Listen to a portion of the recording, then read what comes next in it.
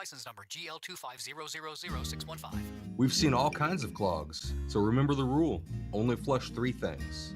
Number 1, number 2, and toilet paper. What about my dinosaurs? No? My monster truck? Nope. What about... If it's not the big 3, don't flush it. But if someone does flush a dinosaur... Call Grasser. We clear the clog and get things moving again. Green is always Grasser at GrasserHomeservices.com. Hey, it's Mike Ferguson. Mario's Donut Restaurant, that's your place to go for breakfast, lunch, and dinner. From mouth-watering sandwiches, omelets, delicious gyros, and Mexican dishes, to their revamped menu with cannolis, tiramisu, baklava, and danishes. And don't forget those famous donuts. Dine in or carry out, Mario's friendly staff is ready to serve you with love and care. Mention News Talk STL when you visit, or just visit mariosdonutrestaurant.com. All the information I need on the drive to work. Mike Ferguson in the morning. We keep it on throughout the day, whether it's local, national, or something big that's happening overseas. News, analysis, and opinion. St. Louis is #1 for conservative talk. News Talk STL. Tim Jones and Chris Arps in the afternoon. The 9 most terrifying words in the English language are, I'm from the government and I'm here to help. The more you remove voting from Election Day, the more opportunity you're offering for people to commit fraud. Are you not entertained? Are you not entertained? I think the Democrats are so short-sighted in this tactic they have now to just cheat at any cost to win elections. Nobody stands up. These people are crazy. I'm telling you, they're crazy.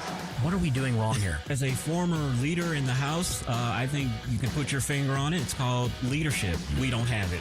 Tim Jones and Chris Arps.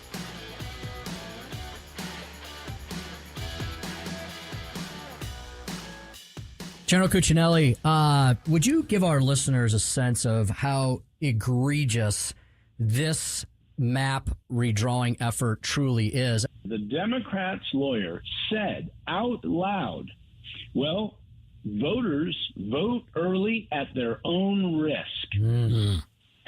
They risk missing out on some later piece of information. This is the party that tells us how important early voting is, right? And now they are absolutely crapping on these voters and saying, you don't count. We don't care. You know, this is one that's so brazen, it could end up being a 7-0 vote.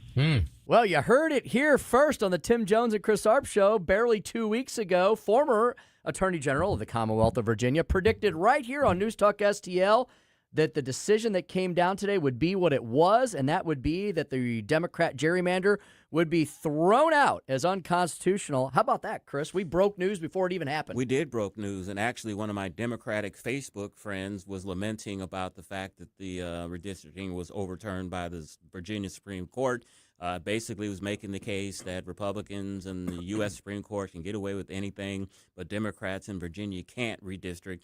And I had to remind him, because we talked to the former Attorney General, that a majority of the seats on the Virginia Supreme Court were appointed by Democrats. It's nonpartisan, so I think you could say that it's a Democratic court, and they're the ones that overturned that election. So that's how bad it was. So you're crying about the wrong thing, and I actually sent him the clip of Cuccinelli talking about how this was going to be overturned. I think the main reason this was overturned, according to Cuccinelli a couple of weeks ago, was you have to have an election in between actions like this, and they didn't. And I think that made it pretty much cut and dry, regardless if the Democrats on the Supreme Court wanted to keep this in line. They couldn't. It was blatantly illegal. Democrats who claim to be the party of democracy have violated so much democracy over the last several years that I've lost count. They kicked Joe Biden off of the presidential ballot last year just because, right? They didn't have a re-election for Kamala Harris. They prevented Bernie Sanders from becoming the nominee back in 2016 by rigging their superdelegate votes. They completely cheated in the 2022 census, whenever the last census was. Everybody now admits they completely rigged that census. They've been gerrymandering the country for decades. You should also send your friend Chris a picture of the congressional map of the state of Illinois. That is one of the worst offenses against compact and contiguous districts I've ever seen. And, I'll cut the Democrats a little slack by not having a primary after Joe Biden dropped out of the race. Look, there wasn't a lot of time there. The last thing that they needed was a raucous primary-type system to pick a new nominee. They just picked the wrong person. That was their biggest problem, but they should have coalesced around one person, but they coalesced around the wrong one, and they basically had to since Kamala Harris was the vice president. She was black also and a female, so they were pretty much stuck with her. We saw the result. On a note that is related to that, Kamala Harris yesterday called for the release of the DNC autopsy that was put out last year. It's been a year now. They won't release it, Tim. She has called for it to be released. The DNC chairman says that we don't need to release this. This just takes away from our efforts going on in this election. There's no smoking gun in this DNC report, so let's all move ahead. But, if there's no smoking gun, then why not release it? That means there is one. Yeah, exactly. And see, that's why I don't cut them slack, because there's another example. They are liars and cheaters and stealers. Once again, they don't even follow their own rules. This is the party that doesn't want photo ID but requires photo ID to come into their convention. They're just absolutely abject, horrible people. This redistricting thing, Chris, has been turned upside down, inside and out several times over the last few weeks. But we're about to be at the end of it. And according to Open Source, which was following CNN's latest, so these are CNN's numbers, actually, we have redistricting done in about 1, 2, 3, 4, 5, 6, 7, 8 states. Out of that, the Republicans have picked up 14 seats. Democrats have picked up 6. That's a net of +8 for Republicans. Louisiana, Alabama, South Carolina, if those all are completed, that will also go in the Republican column. So that'll end up being Republicans up +11 after all the redistricting battles are said and done. But this will still be a very difficult midterm year for Republicans. Yeah, the Alabama governor, she said last week that there's just not enough time to do any redistricting in their state. But she said next year they will definitely do it. So I think you got Louisiana. Tennessee passed their map yesterday. Yeah, theirs is done. And so we got Louisiana and who else? South Carolina. And South Carolina. The map is pending in the House. And the South Carolina seat, there'll be a lot of gnashing of teeth because the seat that they're probably going to eliminate will be James Clyburn, who was in leadership in the House for many, many years. He's an African-American Democrat, probably about 85, 86 years old, has been around for a long time, and they will definitely be crying racism and foul if his seat is on the chopping block, which it probably is to get that extra seat. Well, if you want to hear the latest and greatest on South Carolina, State Senator Nick Schroer and I are going to speak to Representative April Cromer of the South Carolina House on this weekend's edition of State Freedom Caucus Unfiltered. That'll be 7 p.m. on Sunday night. She is vice chair of the South Carolina Freedom Caucus. Chris, she's going to tell us exactly what's going on and what's next on that. So you got Louisiana and South Carolina pending, and Alabama, maybe, probably not this year. So that's kind of where we are. Out of all of that, Republicans end up probably +10 at the very least. Yeah, I've seen estimates of between 10 to 12. So in a razor-thin House majority that the Republicans have, that may give them some cushion. But as we've said many, many times, the Republicans are facing serious headwinds with the history against them. But we shall see. We have a member of Congress who will definitely want to weigh in on this afternoon. Dr. Bob Onder, congressman from Missouri's 3rd Congressional District, will weigh in on this latest news regarding congressional redistricting across the land. He'll also talk to us about the Supreme Court's latest decisions on the mifepristone pill dynamics. He's also been home this last week, so he's been crisscrossing the 3rd Congressional District. We'll find out what he's been up to, and Chris will ask him what they're going to do when they go back into session next week. Yeah, I think the main business that they are going to be debating, Tim, is Reconciliation 2.0. They are scheduled to take that up on May 18th. They're going to debate that, and the president has said that he would like to have that bill on his desk by June 1st. So when the congressmen and Congress returns back to Washington on D.C., they've got a lot of work to do to make that June 1st, deadline that the president is asking for. Indeedy. Chris's Corner will follow at 4:45 today. Yeah, I got yesterday an email, I don't know from whom, that gave me the football schedule for this year. So, they're going to start camp pretty soon here, and football season will be upon us again. And I'm going to do a Chris's Corner on how it is so fragmented now to watch an NFL game. There are 5 apps, literally, to watch one football game. And I'm going to talk about how ridiculous that is. Today in the Wall Street Journal, Fox and Rupert Murdoch are siding with the Justice Department, saying that they're not in favor of all these games on YouTube and all of these other places that the average fan can't see the game. So my Chris's Corner will be on that. 5 apps to watch one football game. So MLB just figured this all out this year, right, with the new MLB app, and they have a new subscription plan for only $99 for the entire season. You can watch every single game, even your home games in your local network. And if they're not on MLB, that means they're on ESPN. So if you have anything, you can watch ESPN. So MLB has figured out how to make it easier and better and cheaper, and NFL has made it harder and more difficult. Well, the NFL has just become, look, it's America's favorite game. It is a multi-billion-dollar business, and the NFL is just literally just trying to squeeze the golden goose for every single ounce of gold that they can. We saw that a few years ago when they pulled the St. Louis Rams out of St. Louis and sent them back to L.A., and the only reason that they did that is there was like a $100 million windfall that gets spread out between all of the teams. So it was a cash grab. And with all of these different games and all these different apps, especially on the Christmas and Thanksgiving games, it's just a cash grab. They're already making a whole bunch of money, and they're just trying to squeeze every single penny out of it that they can. But the average fan can't watch games anymore. That's a real shame indeed. Well, speaking of sports, we're going to speak with Patrick Tuohey about the World Cup boom or bust that's occurring on the other side of the state, here in the Show Me State, and the city of St. Louis mayor, that would be Kara Spencer's, plan for the Rams money. Yeah. So the Rams money is still sloshing around after all these years. And the FIFA World Cup situation is the same kind of with the NFL. The average fan can't afford to go to see these games. They're meteoric ticket prices. They're $1,000 for a ticket. That's like the minimum. Some of these games are upwards of $5,000-$6,000 a ticket. And even President Trump, who of course is a billionaire and can afford it, he even weighed in and said that he wouldn't pay $1,000 to go see a FIFA game, World Cup game. And forget about taking a family of 4 on a middle-class income. Yeah, forget about it. And plus parking, plus food, plus everything else.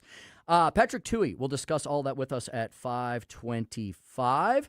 And I also heard there might have been a line item put in the Missouri budget, which actually was just passed yesterday with $4 billion in cuts to the governor's recommendations. It's a good start, especially in these tight budget times with all the COVID cash drying up and going away. There was a line item that some people think may have been for this new Kansas City Royals baseball stadium. How does that work, Tim? I don't know. That's why I wonder if Pat. I guess you could put it into what's called, and I'm not the budget guy. I know enough to be dangerous. I think there's a couple of bills called capital improvements, and it's basically, for lack of a better word, unfortunately, a slush fund that's supposed to be used for one-time expenditures. Okay. So like construction projects. Okay. So you could football stadium, baseball stadium. You could load up the capital improvements thing, and you could call it a general. Chris, you could call it a regional sport. I don't know if you don't even want to use the word sport. Like regional infrastructure improvements, entertainment. Yes, yeah, and you put it in there, and people go, "Oh, that sounds nice." Yeah. And they're like, "Whoa, wait a minute! It's for a baseball stadium for billionaire owners and their multimillionaire athletes." So I heard that after the fact, after the budget passed, we learned that. Isn't that interesting? I want to get your legal opinion on something real quick. The alleged shooter from the Saturday night attempted assassination of President Trump, he is asking the court to remove D.C. Attorney Gene Pirro and A.G. Todd Blanche from reviewing his case and prosecuting his case because they were in attendance at the event. And he is claiming, his lawyers, of course, are claiming that that's somehow a conflict of interest because they are trying him, but they were at the event where the alleged assassination attempt happened. Okay. Your legal opinion on that? You could make an argument on that because technically they would be witnesses to the alleged crime. However, how much of witnesses were they? Because the guy never even got into the room where they were. And the other way around this, Chris, fine. You just appoint somebody else in the office who's going to handle that matter and make them the special prosecutor. I thought that was a very interesting little He's wrinkle. trying everything. Little wrinkle that he tried to throw in there. You know what that says to me, Chris? He knows he's dead to rights, and he's trying to think up every creative argument he can possibly come up with. Yeah, I think he should start measuring the drapes for his Supermax prison cell that he will be in a couple of years. Well, and he kind of asked for it, indeed. All right. I skipped right over the Speaker stump speech. Red states rock. Blue states continue to blow it. Chris, there was a story that came out this week that talked about the largest wealth transfer that has now been calculated in American history. You can probably guess what states that wealth left and where it went to over the last 10 years. A new study has come out to prove the point that we've been discussing for many years, that red state policies tend to attract people in prosperity, and blue states are tending to push people out. I'm anxious to hear that at 5:05. And Patrick Tuohey at 5:25. And then the moment we've all been waiting for. Well, at least the moment Joey's been waiting for all this week, as he ignores pretty much everything else we talk about. The Billie Eilish 3D concert movie. And I want everyone to tune in at 5:45, even if you don't care about Billie Eilish, because we're going to talk about our favorite concerts we've ever been to our entire lives. And I know that Chris has got something prepared. Tim's got something prepared. I do. It's going to be a lot of fun. Anybody who wants to chime in now, say who is incredible. I say right now, you got to see Kiss Before You Die. Even if you don't like those songs, they put on a heck of a show. Do they still wear makeup? Yeah, of course they do. No, I think it's tattooed on. Because I've seen them sometimes do their concerts and they didn't have the makeup on, so I thought they kind of got rid of that. That sounds like an acoustic set in somebody's backyard. I was at the Enterprise Center, and they blew stuff up. They shot down spaceships from the sky. They had inflatables that were 3 stories tall. You know, one thing, when Kiss was really big in the 70s when I was growing up and everything, and people were always trying to figure out, what did KISS actually stand for? The one thing that I heard was Knights in Satan's Service. Did you ever hear anything? No. But, yeah. I always thought it was Keep It Simple, stupid. Yeah. Did you ever hear anything, Joy? I think the main was Knights in Satan's Service. Whoa. Antichrist Devil Children? Is that AC/DC? You people playing your records backwards. You're always looking for Satan. The Billie Eilish, the Billie Eilish, her name's hard. You wanted to say Idol, didn't you? Her name's hard to say. The Billie Eilish 3D concert movie, but if you're not much into Billie, we'll talk about other concerts as well. Yep, Joey, I've got a couple concerts that were marvels to watch and not just to listen to. So I'll throw those out. Chris has probably got a couple too, and we'll talk about that at 5:45. And if you're listening to us on Facebook, Twitter, YouTube, or Instagram, we would love for you to post your favorite concerts that you attended as well, and we'll read some of those out on the air. There we go. Lisa says Gene Simmons is Jewish, and he's always denied that it's never stood for That's what I always heard. Satanic stuff. Knights in Satan's Service. That's what KISS stands for. 5-4. I'm wishing us into the weekend, see? 4:22 in the p.m. As we mentioned, we're going to speak with Dr. Bob Onder next. What does he think about the redistricting effort across the nation and about the decision that came out of the Commonwealth of Virginia today? And what will Congress get up to when they head back to Washington, D.C. next week after their short recess this past week? All that and more with the good Congressman Dr. Bob next on the Tim Jones and Chris Arps Show, 101.9 94.1 News Talk STL.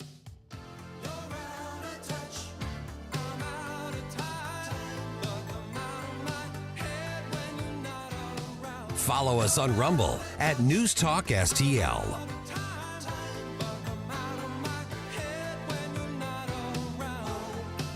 From the Michaels Flooring Outlet Weather Center.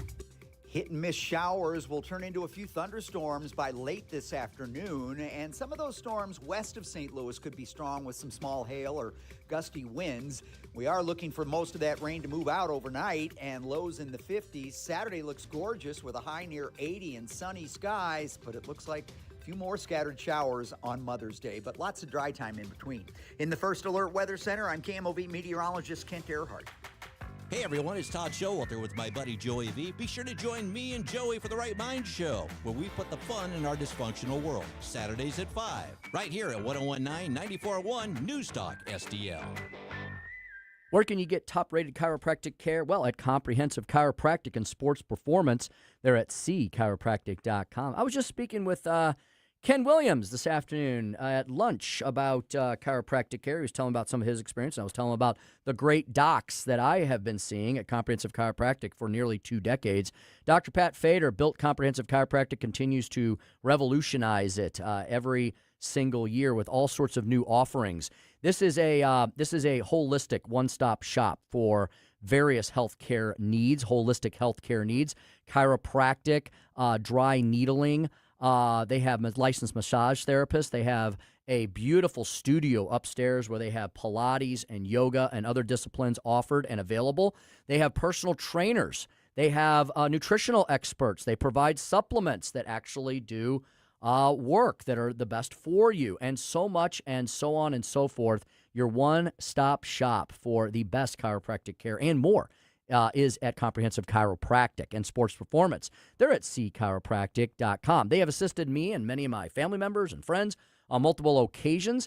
It's not just, sore backs and sore necks. They can take care of that. Knees, they specialize in joints, knees and elbows. I had an elbow problem a couple years ago with some horrible tendonitis, and nothing I was doing was making it go away or stop hurting. And Doc Fader took care of it with a couple treatments. It was really fantastic. It was really, really amazing. They did some dry needling on that area. Did not hurt at all. And they did this, I call it the little micro jackhammer, and did not hurt at all. It was a little bit of pressure point stuff, and it was amazing. Within a week or two, it had just completely gone away. And the Doc Fader explained the medicine and the science and to me, and that's what they do there.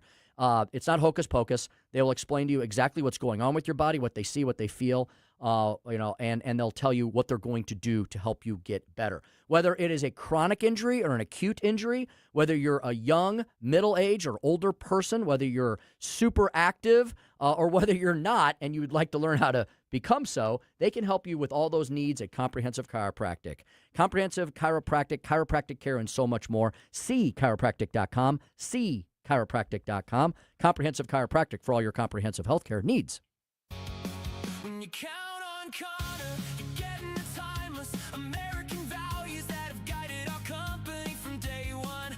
Hard work, impeccable service, and honesty. At Connor Roofing, you aren't just getting a roof, you're getting safeguarded by a neighbor who cares. When you count on Connor, you're receiving protection for your home, your family, and your peace of mind. Visit ConnorRoofing.com. Jamie Allman here, tossing and turning over retirement worries. You're not alone. 3 out of 4 Americans share your concern about having enough saved. But here's the thing. A comfortable retirement isn't out of reach, even if you're planning for 30 or 40 years ahead. Every day, Jeff Portman from the Gemini Wealth Group helps people avoid the critical mistakes that can derail their retirement. Build your path to financial confidence. Visit GeminiWealthGroup.com or call Jeff directly at 314-888-0123. Securities and advisory services offered through LPL Financial, a registered investment advisor. Member FINRA, SIPC. This hour of Jones and Arps is brought to you by Stifel. Contact your Stifel financial advisor at stifel.com. That's STIFEL.com.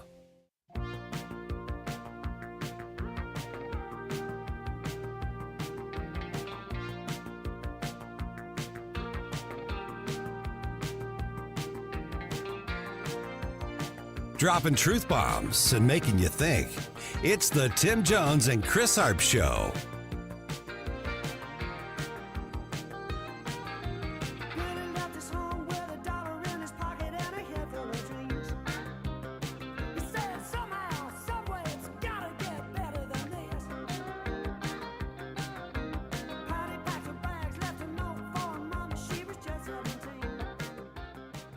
The Supreme Court temporarily restored broad access to mifepristone. That's the pill that's used in abortions.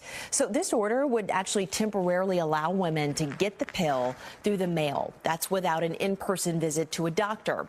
The Supreme Court's ruling blocked a lower court ruling to prevent confusion among any patients already in the process of accessing that pill. This ruling is expected to stand for at least a week. And during that time, the justices will review emergency appeals that are filed by the medications manufacturers.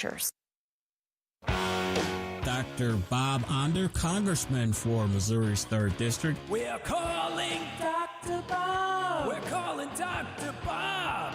Dr. Bob. And as he does every Friday, Dr. Bob, Congressman for Missouri's 3rd District. Congressman, how are you today? I'm doing well. Great to be back. Great to have you on, as always. You heard that clip. The Supreme Court has put a temporary stay on people not being able to prescribe mifepristone. Oh, I've said it twice this week correctly. We've talked with Dr. Tobler about this often, how this is a dangerous drug to be prescribed over the counter. There's so many potential complications with it. Your thoughts as a medical doctor on this ruling? Yeah, well, first of all, as a lawyer, I would not be too concerned about that ruling. That's pretty routine for there to be a temporary, 1-week stay, so that the full court can review whether to take up the case, whether to grant certiorari. But yeah, as a medical doctor. Look, I don't think mifepristone should be on the market at all. It is a drug that sends 1 in 20 women to the emergency room. 1 of 10 women experience a serious adverse event that could be bleeding, severe pain, infection. Particularly the Biden mail order abortion policies, if you do not have an in-person visit, if you get the pill by mail, 100% of ectopic pregnancies will be missed. A very important thing in obstetrics is knowing the date, what's the gestational age of the baby, and of course, we now know that more and more women have been coerced by their boyfriend, by their husband, by their human traffickers, and forced to take the abortion pill to kill their unborn baby. This is an intrinsically dangerous drug.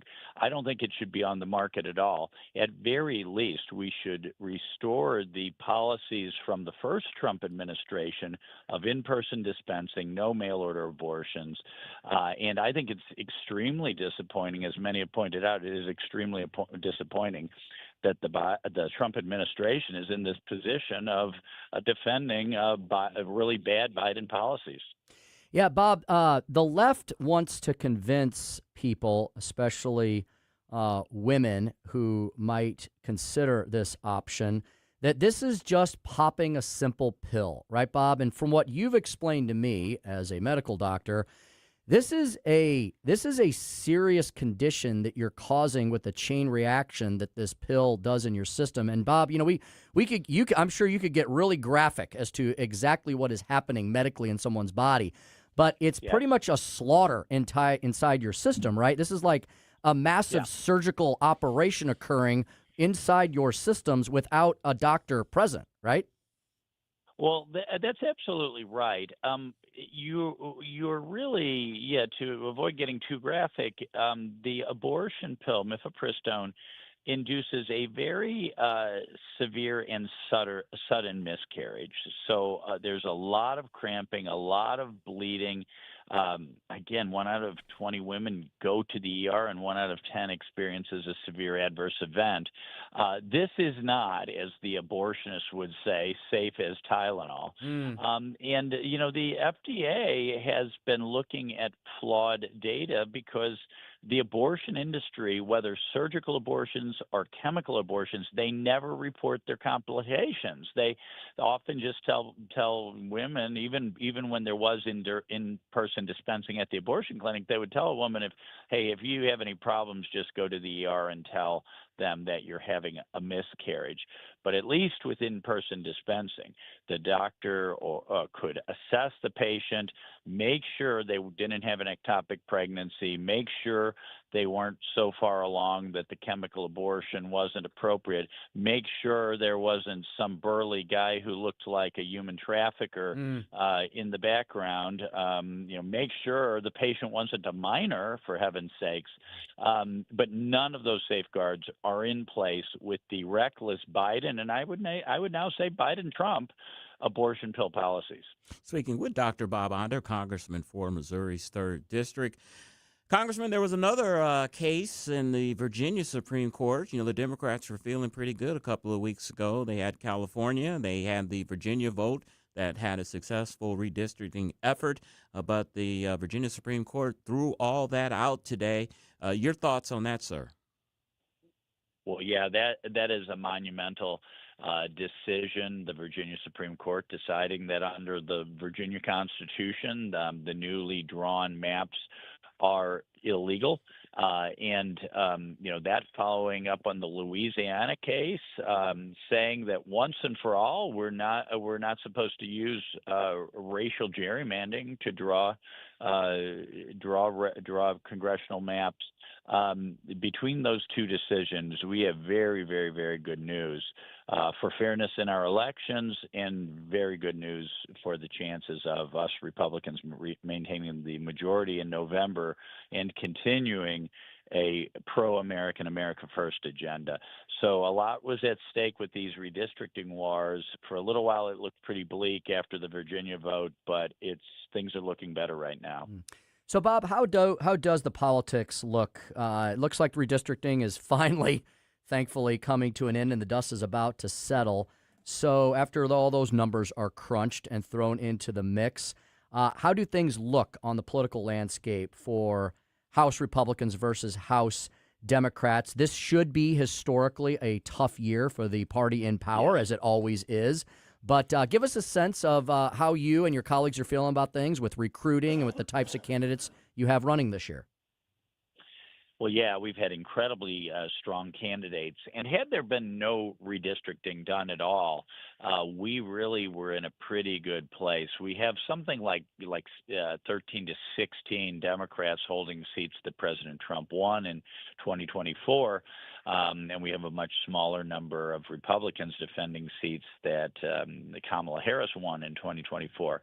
So things are looking good. I think we have better candidates. I think you have these insane Democrat primaries, including many, with a lot of Zohran Mamdani types just driving the Democrat Party further and further to the left, saying crazier and crazier and crazier stuff.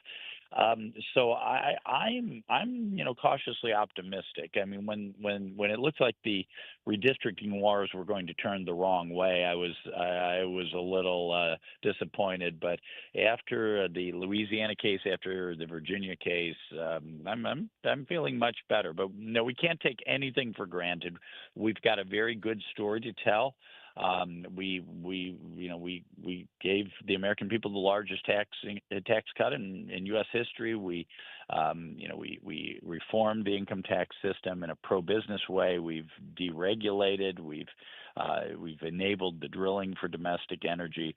I think there are a lot of good things that we have done in this 119th Congress, and I think the voters will recognize that in November. Congressman, Congress has been on recess for the past week. I know when you head back, one of the big things that's going to be taking up is 2.0 reconciliation. The president said he would like that bill on his desk on June 1st. While you were on recess this week, what have you been hearing from your constituents? Yeah, I think our constituents are relieved that, at long last, the Department of Homeland Security will be funded, and we won't have to worry about about flights held up because TSA agents are calling in sick. We're going to get once we get this Reconciliation 2.0 bill passed, we will finally have long-term funding for ICE and Border Patrol. I think my constituents are fed up, sick and tired of the Democrats' games. And, I think returning to a sense of normalcy will be a good thing. Needless to say, though, Chris, we hear about gas prices, and it's, there's no denying that is an issue. But I am hopeful that cooler heads will prevail in Iran, and at some point they will get tired of the economic pain that their people are experiencing, and will kind of come to the table, negotiate a peace, and we can, reopen world oil supplies and get those gas prices down. Congressman, just this week, 4 foreign nationals in New Jersey were charged with illegal voting. Chris and I listened to a clip, I think, yesterday, whereby one of the deputy sheriffs for San Joaquin County in California was doing a press conference, and he detailed in excruciatingly incredible detail how illegal aliens register to vote in California and how they actually do vote. So as these instances continue to rage, I'm wondering if the Senate, the U.S. Senate, has just simply run out of gas when it comes to the Save America Act, or is there any hope to get that important piece of election integrity across the finish line this year? Yeah, I mean, isn't it insane? Tim, when you and I have in the Missouri legislature fought for election integrity, what do the Democrats say? They say, number one, election fraud, voter fraud never happens. Illegal aliens and foreign nationals never vote, number one. And number two, you're racist for even bringing up the issue. Right. It turns out, yes, in New Jersey and California, we know that foreign nationals have voted in federal, and the key thing about that New Jersey case is that they had voted in federal elections. So yes, it does indeed happen. It's really disappointing to see that there are some U.S. senators, Republican U.S. senators, who don't recognize how important this is. And I remind people over and over again, in 2022, Chuck Schumer and most of the Democrats who are still in the U.S. Senate today, they were ready to pull the trigger and pass their anti-election integrity law. Only Joe Manchin and Kyrsten Sinema got in their way. Otherwise, they would have blown right through the filibuster and gotten really bad election law passed. So it's time they do it. It's time they put on their big boy pants and do what it takes to pass it. And I think there is a way we could design the SAFE Act to fit within the parameters of reconciliation and do it only with Republican votes. But, you have to have all the Republicans on board and willing to do the right thing. And unfortunately, to date, that's not happened. And finally, Congressman, a big tranche of unidentified anomalous phenomena was released today. I'm old school. There'll always be UFOs to me. Question, are we alone? I don't know I don't know the answer to that. I've been busy today and haven't yet, examined this new data that's been released, new documents that have been released. I look forward to looking at it. I have to say, this week I've probably had more constituent contacts on that issue than anything else we've talked about this afternoon. So it's really interesting. Yes, are these some sort of aircraft or drones or something that the Chinese or the Cubans or the Russians are flying over our territory? Are they something that the government is working on that they're not telling us about, or are they from another planet or galaxy? At this point, I don't know the answer to that question. And I'm sure some of the people that you meet, you probably think they are unidentified from UFOs or alien beings from outer space. So who knows? That is some in Democrat leadership. Yeah. That is Congressman Dr. Bob Onder. He's at onder.house.gov and on X, Bob Onder MO. Congressman, thank you so much for your time and safe travels back to D.C. Thanks so much. Have a great weekend. Excellent. All right, 442, Chris's Corner, 5 apps to watch one football game. I gave my thoughts on that next on the Tim Jones and Chris Arps Show on 101.9, 94.1 News Talk STL. Number 1 for live and local conservative talk. Follow us on Rumble at News Talk STL.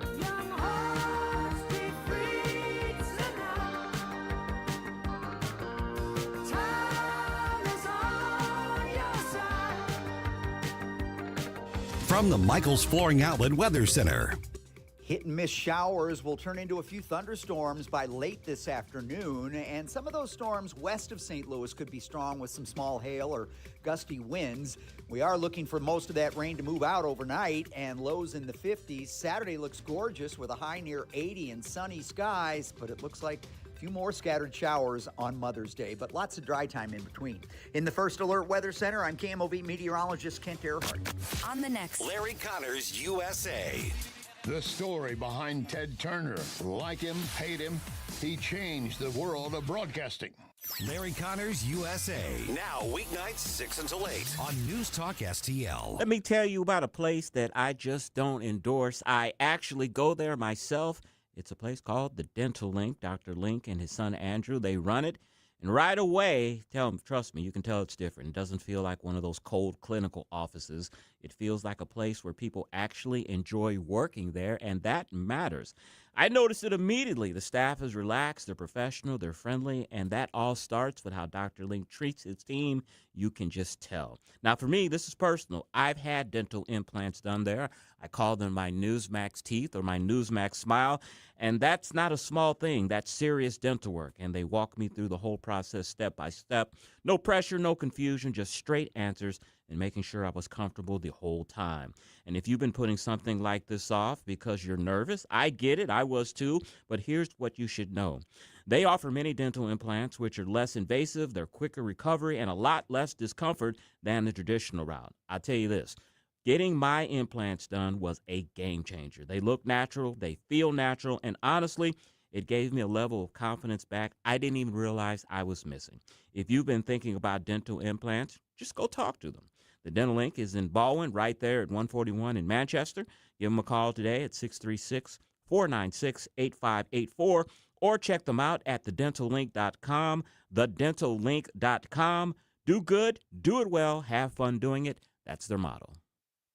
Dr. Michael Lewis, West Point grad, physician, and retired Army colonel, is considered the world's leading expert on the use of omega-3s in brain health. He's also the author of When Brains Collide. Dr. Lewis, a lot of people take fish oil supplements, but how do you know they're working if you're not testing? Elizabeth, I've come across the biggest breakthrough in my 30-plus years of medicine. What if you could test yourself at home to see if your fish oil supplements are actually working? And then have the right product, a combination of fish oil and olive oil, a perfect Mediterranean diet in a bottle delivered right to your doorstep. This is the answer to the American ultra-processed food diet. Email me at test@brainhealtheducation.org. That's test@brainhealtheducation.org. Email Dr. Lewis today at test@brainhealtheducation.org and take the first step toward a healthier brain. Your future self will thank you. That's test@brainhealtheducation.org. Tired of settling for generic fishing gear? Say hello to Bullseye Bait and Tackle, O'Fallon's one-stop shop for serious anglers. Live bait, premium tackle, rods, reels, and an unbeatable selection of lures from top brands like Megabass, Zoom, and Berkley. Whether you're after bass, catfish, crappie, or bluegill, they've got the gear to help you land the big one. Plus, their expert team, led by Mark and Liz, provides rod and reel repair services. Bullseye Bait and Tackle, 266 Fort Zumwalt Square, or at bullseyebaitandtackle.net. Democracy is loud, and on Tuesday, June 2nd, you can be right in the middle of it. News Talk STL is bringing the St. Charles County Executive Primary Debate to Lindenwood University in St. Charles at the J. Scheidegger Center for the Arts. No reservations, no tickets, just show up. Can't make it in person? Catch every word live on News Talk STL from 7 to 8:30 p.m. The St. Charles County Executive Primary Debate on June 2nd. Brought to you by the St. Charles County Republican Central Committee, Mid-Rivers News Magazine, Lewis & Clark's Pachyderms Club, and the Hammond Institute for Free Enterprise at Lindenwood University. Hey there, Chris Cooper here, your financial friend with Serenity Wealth Management. Tune in this Sunday for the Serenity Wealth Now show. This week, we're featuring special guests, News Talk Zone, Connor Roofing, Rob and Kathy joining us in the studio. We're going to talk about, during storm season, what we need to think about to protect our assets, our roof, and make sure we get the repairs we need using the people we trust. Tune in this Sunday, 9 a.m., Serenity Wealth Now show. We'll see you then. Investment advice offered through Fortis Capital Advisors, LLC. This hour of Jones and Arps is brought to you by Stifel. Contact your Stifel financial advisor at stifel.com. That's STIFEL.com.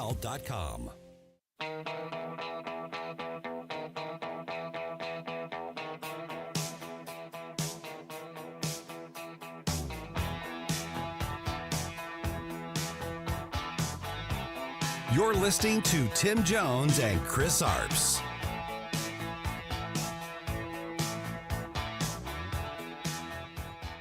The Justice Department is now opening an investigation into the NFL. A source familiar with the investigation has confirmed that to NBC News.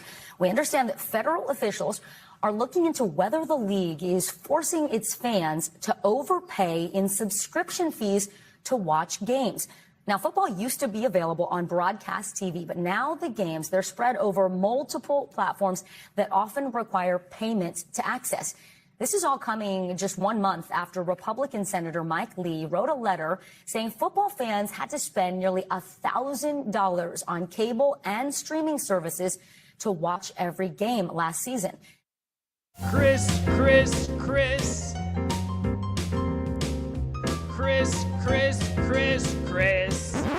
And if you don't know, now you know. And now, Chris's Corner. There was a time in America when football was simple. You turned on the TV Sunday afternoon, grabbed some wings, sat on the couch with your family, and watched the game. Everybody saw the same thing at the same time. Rich people, working people, Republicans, Democrats, black, white, urban, rural, didn't matter. Football was was the last shared cultural experience. You need a scavenger hunt and 4 passwords just to find kickoff. One game's on NBC, another's on ESPN, another exclusive to Amazon Prime, another on Peacock. Then Netflix wants Christmas games. YouTube owns Sunday Ticket. Apple is circling as well.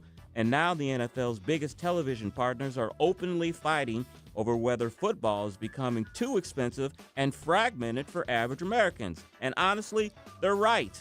This isn't just about sports anymore. It's about whether middle-class families are being priced out of normal American life. Streaming fragmentation is becoming subscription tax. Every company wants your monthly payment now. Streaming was supposed to make entertainment cheaper and easier. Instead, it turned into cable TV with worse navigation and 6 separate bills. Want football? You need Amazon Prime, Peacock, ESPN+, YouTube TV, Netflix, regular cable, or satellite. At some point, the average family just taps out. Working people shouldn't need a spreadsheet to watch the Cowboys game, and now even Washington is noticing. The Department of Justice has reportedly opened an antitrust investigation into the NFL's broadcasting model over concerns consumers are being forced into expensive streaming subscriptions just to follow the sport. FCC Chairman Brendan Carr has openly questioned whether the NFL should continue enjoying its special antitrust exemption if too many games disappear behind paywalls. Regulators are also reviewing whether big tech companies are gaining unfair control over sports broadcasting rights. Think about how big that is. The federal government is now asking whether football has become too expensive for ordinary Americans to watch. That tells you this debate has moved away beyond entertainment. Broadcast television is dying, and something important dies with it. Old school broadcast TV mattered because it was universal. Everybody had access. Football on CBS or Fox created common experiences across the country. Monday morning conversations at work, families gathered together, bars packed, neighborhoods connected. Streaming turns football into individualized consumption. The wealthy won't notice this change much, but regular people will, especially older Americans, especially rural Americans, especially families already stretched thin. And local broadcasters are sounding the alarm too. Hundreds of TV affiliates have warned the FCC that pushing marquee sports onto streaming platforms weakens local television stations and threatens the economic foundation that funds local news coverage. Once major cultural events disappear behind paywalls, the country becomes even more fragmented than it already is. Sports are one of the last things holding America together. Politics divides us, media divides us, social media isolates us, but sports still brings Americans together. That matters more than people realize. Football is one of the few remaining civic rituals in this country. Sunday football is modern Americana. Tailgates, fantasy leagues, high school rivalries, Thanksgiving games, Super Bowl parties. But corporate America sees none of that emotionally. They see content, monetization opportunities. They don't just see tradition, they see subscriptions. And eventually, that's a breaking point where Americans decide enough is enough. Football used to bring families together. Now it brings them another monthly bill. And that is Chris's Corner. I've been ticked off about this for quite a while. You know, as you mentioned earlier, Tim, you know, Major League Baseball has made it easier to watch baseball games. But still got to pay for it. Still got to pay for it. But I went until like last year, 3 or 4 years, where I didn't watch any Cardinals games, mainly because I couldn't find them. Me too. And the team was horrible, and I wasn't going to pay a subscription to watch terrible baseball. I wasn't going to pay $19.99 a month, and to watch one team. Yeah, you know? exactly. So I first experienced the problem with the NFL when, do you remember, man, this has been going on for a while now. 2-3 years ago, the Kansas City Chiefs were in a massive playoff battle, and there was a big game, and it was like minus 20 at Arrowhead, and it was a big playoff game. The only way you could watch that game was to subscribe to Peacock. Yeah. And they had a deal, and it was like $3.95. It was like $3 or whatever. But then you're hooked, right? Then you're on it. And so I went ahead and did that. And I'm like, well, this is silly. Why am I having to get Peacock to watch this playoff game? And then the same thing with Major League Baseball. I had not watched a baseball game at home unless it was by accident on ESPN in 5 years probably. The Major League Baseball package, it's not perfect, but at least it's a place where you can watch baseball from March through October. You got the preseason games. You get every game, every team.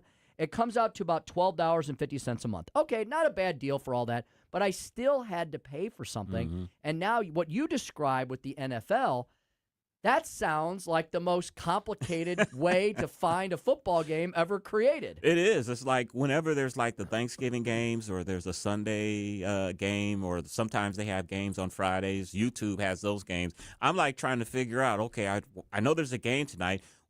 What do I have to do to try to watch it? Do I have to go on Amazon? Do I have to go on YouTube? Is it on NBC? I don't know. And it's just, look, you know, I'm a capitalist. You're a capitalist. We're all capitalists.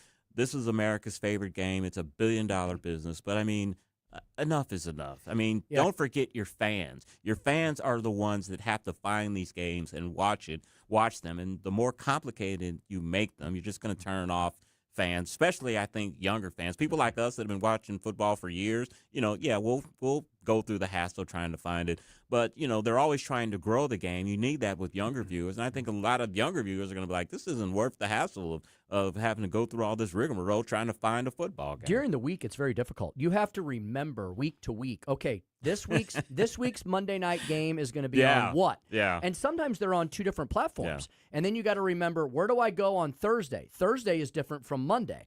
And you know, some people can afford to have every. I know. I have friends that they just buy every streaming service. You know, and these are not wealthy people; they're middle class people. But I'm like, okay, that's what you want to spend your money on. That's fine. I would rather that they do what Major League Baseball finally figured out. Can we do NFL.com? And look, can everybody maybe get a cut of that? And can you make it easy on the fan so they have one portal to go through to watch all the games? Just keep it the way that it used to be. Look, you can watch games on CBS and on Fox. There's the Sunday night game on NBC. And then if you want to watch more games or you want to make sure that you can see your team always, just buy Sunday Ticket. I mean, I'll give them that. Sunday Ticket, you can watch all the games, but don't make it difficult for everyday, ordinary Americans to find the game every week. I think you're slowly destroying your fan base that way. Hockey has become almost as complicated. Really? I haven't watched a Blues game at home in many years because they've done the same thing. So back about 7-8 years ago, you could watch hockey in your hometown on whatever your Fox Sports network was. So here in the Midwest, we could turn on Fox Sports Midwest, which doesn't exist anymore. You could turn that on, and you could watch the Blues. Then they sold to Bally's, who Yeah. sold to FanDuel, who is now sold to somebody else. So good luck even knowing where to look. And then once again, you're paying that $19.99 a month. Pain. All right, we've got the Speaker's Stump speech coming up. Red states rock, blue states continue to blow it. And then speaking of sports, we'll speak with Patrick Tuohey at 5:23 on the mayor's plan to divvy up the Rams money. You're listening to the Tim Jones and Chris Arps Show on 101.9 94.1 News Talk STL.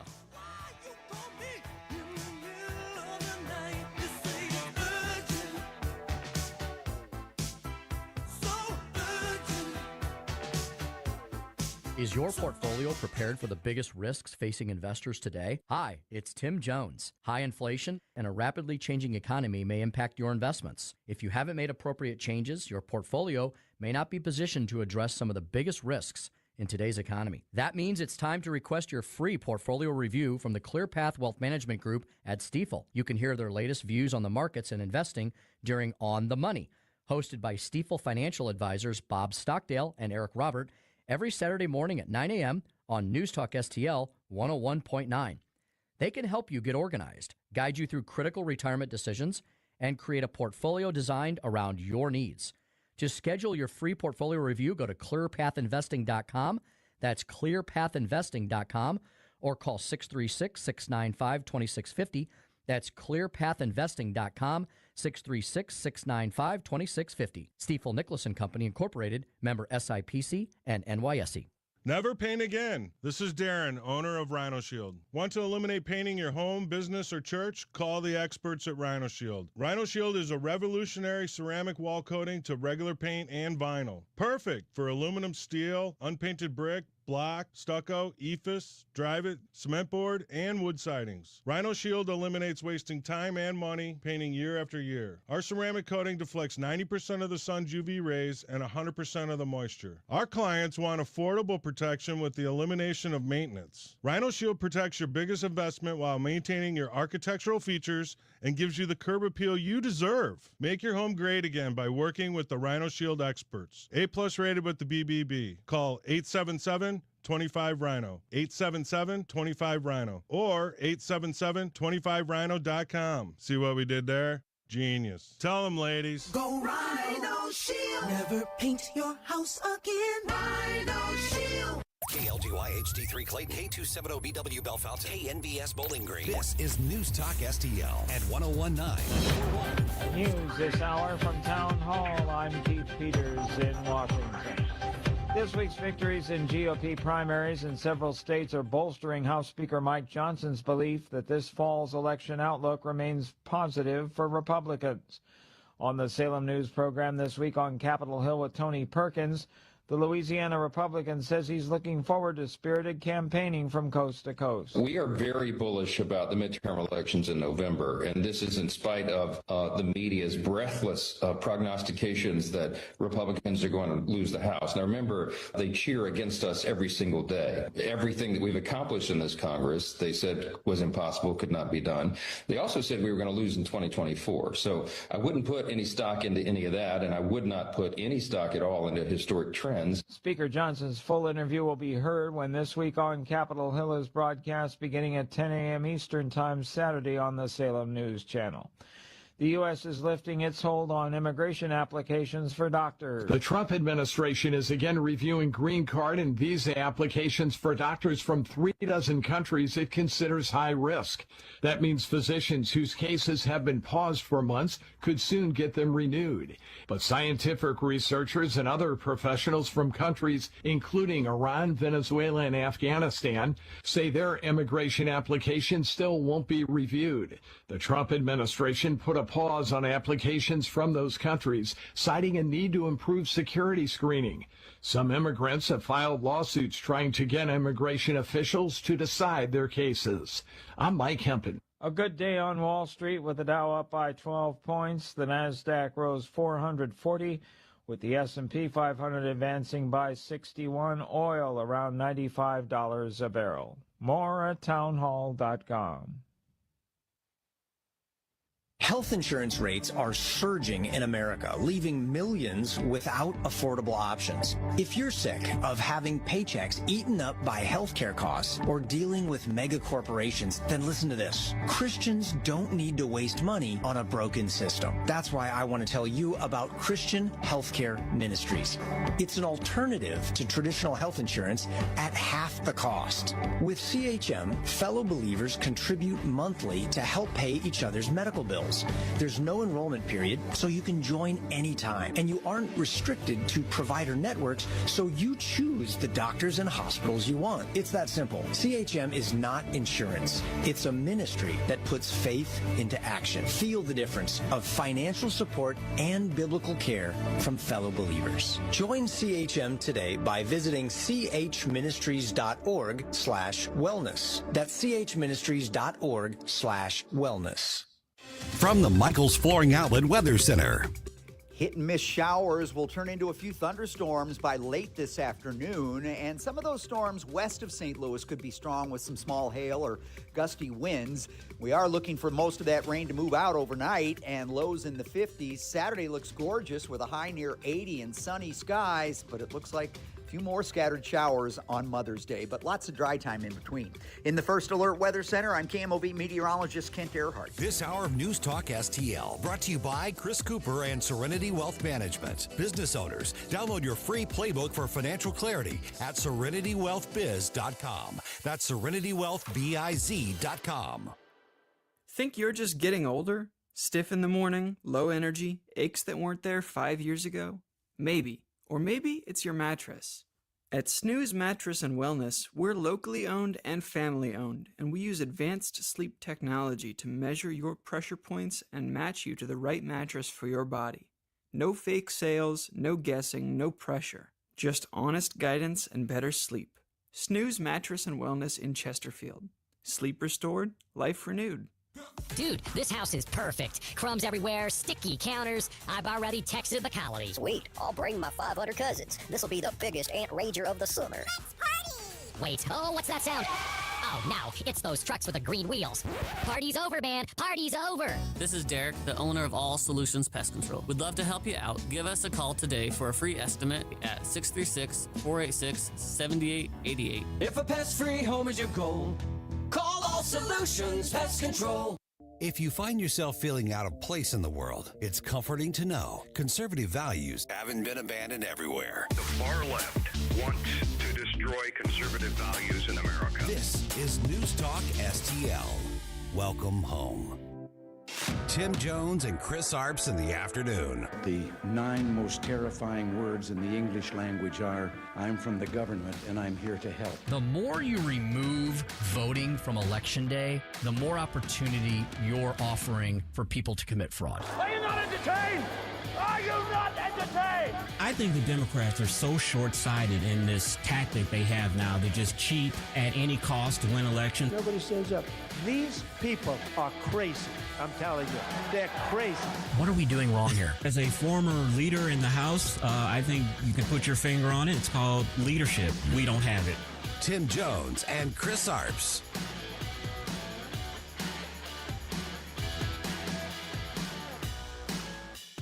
A little ironic that the woman now who is likely going to win the 9th district in Tennessee is a black Republican woman as a result of this redistricting effort. It's likely going to be a black Republican woman who beats that old white man. Could I make this very simple But point? that's racist? We're going to come back. It actually is. We're going to take a quick break, and then Tesla and Congressman, I'm going to have you both respond. We'll be right back. We're gonna take a quick break because holy crap, was that embarrassing? Yeah, Chris, the CNN panelist there was so beside herself. The liberal one, the conservative one, the lady there was making the point that you guys keep yelling racism, but what you really mean is ideology, and you're so mad that we're doing this. A very likely a black Republican woman is going to take the seat of an old white Democrat male, and the CNN panelist was so upset and aggravated that she said, yeah, that's racist. That has to be explained to me. And that's one of the things that they are lamenting, that supposedly we're going to lose all this black political power when these districts are redistricted out. But I think you're going to see more African Americans elected in Republican districts. Axios did a story this week saying how the black people are trending more towards the Republican Party. Traditionally, Republicans get 10% of the black vote. Now it's upwards of 15 to 20% in these elections. And when it comes to African American men, it is 25%. And they said something that I've noticed over the years, that the people that are younger than me, the Gen Z, the millennial generation, don't have so much of an allegiance to the civil rights era as my parents and my generation did. And so they don't feel any special allegiance to the Democratic Party. They are much more open-minded, and they're taking a look at the Republican Party. So I don't think we're going to see a big loss of black representation, black liberal Democratic representation, but I think you're going to see black Republicans being elected in white, quote-unquote, districts, and I think that's a beautiful thing. Look at what's happened in Utah, one of the whitest white states in the country, right? They've elected 2 black congressmen in the last couple decades. Mia Love, who unfortunately passed away. I think she had cancer. Brain cancer, I think. Very sad, of Haitian descent. And then our buddy Burgess Owens. Same exact seat. They turned around and elected a black man. Those to the racist Utahns. I mean, that's a pretty white state out there, and they've elected 2 black Americans back to back. And so I think you're right. And see, that's what they're most afraid of, aren't they? Because as you're right, as generations turn over and shift and change, the politics of yesteryear, not necessarily the politics of today, and you may have more people of more colors running as Republicans. I can't think of his name right now, but he's a black congressman, Republican from Texas, and he was asked on the Capitol steps what did he think about the Louisiana situation, and he said, I don't view this as race. I view this as being electing the best person. And he said that, hey, I'm a black Republican that has been elected and reelected in a white district. Several times. I look at the qualifications of the person and the content of their character, not their skin when electing people. Indeed. Seems like the Democrats are losing this argument. And when they make silly arguments like that on CNN, they lose it even faster. And too, Tim, this woman, she's not really black. She has black skin, but she's is that what they'll say next? She's not really black. Yeah. You ain't black, as Joe Biden She said. hates, the thing that they say to us black Republicans, if you don't toe the line and be a Democrat, that you inwardly hate yourself and wish you were white. Self-loathing. Yeah, self-loathing, exactly. Yeah, nobody more self-loathing than an angry old white liberal. That's what I'll say I about agree with that. Oh, my goodness. Some of those old Karens. Anyway, send your hate mail to me, I guess. Yeah. Tim Jones and Chris Arps Show, 101.9, 94.1 News Talk STL. Happy Friday, 5:09 in the PM here in the Heartland. And we've got the Speaker Stump speech coming up in just a second. Red states rock, blue states continue to blow it. Got some interesting new details on that. Patrick Tuohey will join us at 5:25. What is the city of St. Louis Mayor Kara Spencer's new plan for the Rams money? And Patrick can tell us what's going on at his home front on the western side of Missouri regarding the World Cup boom, or will it be a bust? Why don't they use Rams money to help these people that have been ravaged by tornadoes last year, who still aren't in their homes and their neighborhoods still aren't repaired? If you want to have a good use of the Rams money, I think that's one right there. That would be an excellent use. You know why? Because it's one-time money, right? You're not setting up a new program. So I think it's a great use, because if you set up a program with the Rams money, where are you going to get the money to pay for it? But if you take care of these people's homes, that's a great use of that money, because you're using it for a one-time expenditure. The homes are rebuilt, and you've done something positive that you can actually see. I think that's a fantastic idea. We're coming up on a year on this tornado, right? And some of these people's homes still have blue tarps over the roofs, and it's still uninhabitable. It's really horrible. And so maybe they should put us on the task force, and we'll get this figured out lickety-split. And finally, to help firmly take you into the weekend, we've got Joey V's Movies. Producer Joey V's got a very special concert, a 3D concert movie. Wow. Yeah, this Billie Eilish movie, even if you're not interested in her, it's directed by James Cameron, and you don't bet against Big Jim when it comes to Hollywood. He does The Abyss, Titanic, Avatar, and Terminator. And so what's this next movie? Why is he so interested in Billie Eilish? Yeah, I'll that's tell a great you. question. Is Billie Eilish blue in this? I'll let you know. Okay. And we're going to talk about our concert experiences in general. We've been to a few concerts in our lives. I'm not a huge concert goer. Neither am I. You haven't gone to a ton. Joey, are you a big concert goer or so-so concert goer? Go every once in a while? Well, I worked for Keishi for about a year and a half. Oh, and you went I to a was lot. Going every night I could. The big thing was if you didn't get the ticket you requested, if you still went in Fridays once the front office was closed, all those tickets that the listeners didn't get picked up just got left out in the lunchroom. So you'd probably just take a little side quest to the station just to see what was left over if you still didn't get the ticket you wanted. Here's the one thing that I have noticed how concerts have changed over the years. And Tim, you may remember this too. In the 70s, when a band came to town, it was for like 2 or 3 days. Yes. And now it's one and done. They're going to the next city. I guess they do that to make more money. But I remember in the back of the day, Boston or any big act came to town. It was for like 2 or 3 days. Mm-hmm. I wonder why they, I'd like to know the reason why they got rid of that. One of the coolest things I saw recently, and I don't watch a lot of these, but when I get sucked into them, I find them fascinating. They did a concert documentary on Oasis from the 90s, and it was a fascinating documentary. It just came out a year or two ago. Joey, did you see that, the Oasis documentary? So it was from the 90s.